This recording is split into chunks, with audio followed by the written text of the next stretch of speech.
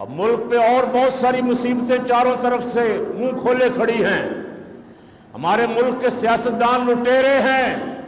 یہ جب اقتدار میں ہو تو سب اچھا ہے، جب اقتدار میں نہ ہو باہر ہو جائیں تو پھر ہر شے ان کی نظر میں بری ہے.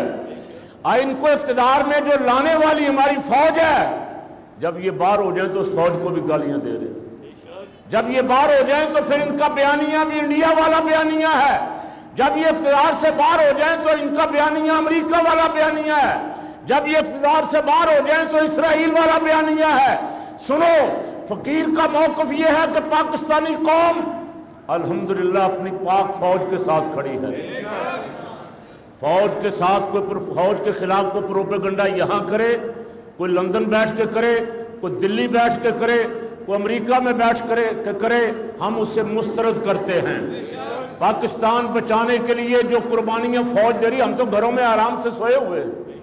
روزانہ کوئی نہ کوئی جوان 22 سال کا، 25 سال کا، 30 سال کا خوبصورت جوان سرحدوں پہ شہید ہو رہا ہے. وہ روزانہ قربانیاں دے رہے ہیں. ان کی قربانیوں کی ایک تاریخ ہے.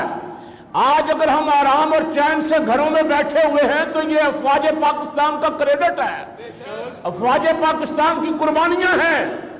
اس لیے آپ اگر افواج پاکستان کے خلاف نکلیں گے تو قوم آپ کا ساتھ. اپنی سیاسی لڑائیاں سیاسی طریقے سے لڑو.